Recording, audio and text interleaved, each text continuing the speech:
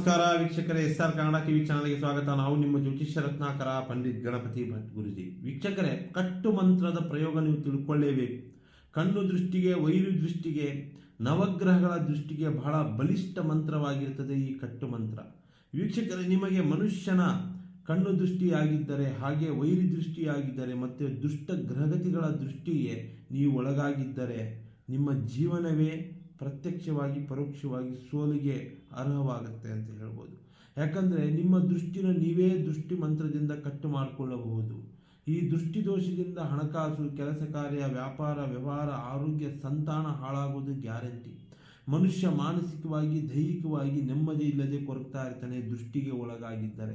ಇಂತಹ ದೃಷ್ಟಿಯನ್ನು ಉಚ್ಚಾಟನೆ ಮಾಡಲು ಅಥವಾ ಈ ದೃಷ್ಟಿಗೆ ಕಟ್ ಹಾಕಲು ನೀವು ಕಟ್ಟು ಮಂತ್ರವನ್ನು ಗುರುವಾರದ ದಿನ ಒಂದು ದುರ್ಗಾದೇವಿಯ ಫೋಟೋ ಮುಂದೆ ಕುಳಿತು ಒಂದೇ ಒಂದು ಲಿಂಬೆಹಣ್ಣು ಮತ್ತು ಒಂದು ತೆಂಗಿನಕಾಯಿಯನ್ನು ಇಟ್ಟುಕೊಳ್ಳಿ. 101 ಬಾರಿ ಈ ಮಂತ್ರವನ್ನು ಜಪಿಸಬೇಕಾಗ್ತದೆ. ಆ ದೇವಿಯ ಫೋಟೋ ಮುಂದೆ ತೆಂಗಿನಕಾಯಿ ಮತ್ತು ಲಿಂಬೆಹಣ್ಣನ್ನು ಇಟ್ಟು ಏನು ಕಟ್ಟು ಮಂತ್ರ ಬರ್ಕೊಳ್ಳಿ ಒಂದು ಪೇಪರಲ್ಲಿ. ಬಹಳ ಒಳ್ಳೆಯ ಮಂತ್ರ ಇದು.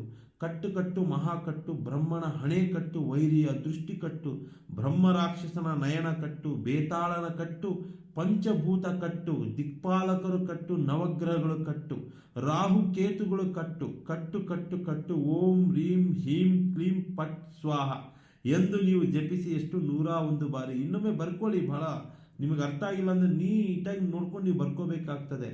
ಕಟ್ಟು ಕಟ್ಟು ಮಹಾಕಟ್ಟು, ಬ್ರಹ್ಮಣ ಹಣೆ ಕಟ್ಟು, ವೈರಿಯ ದೃಷ್ಟಿ ಕಟ್ಟು, ಬ್ರಹ್ಮ ರಾಕ್ಷಸನ ನಯನ ಕಟ್ಟು, ಬೇತಾಳನ ಕಟ್ಟು, ಪಂಚಭೂತ ಮಹಾಕಟ್ಟು, ದಿಕ್ಪಾಲಕರು ಕಟ್ಟು, ನವಗ್ರಹಗಳು ಕಟ್ಟು, ರಾಹು ಕೇತುಗಳು ಕಟ್ಟು, ಕಟ್ಟು ಕಟ್ಟು, ಓಂ ರೀಂ ಹೀಂ ಕ್ಲೀಂ ಪಟ್ ಸ್ವಾಹ ಎಂದು ನೀವು ಜಪಿಸಿ.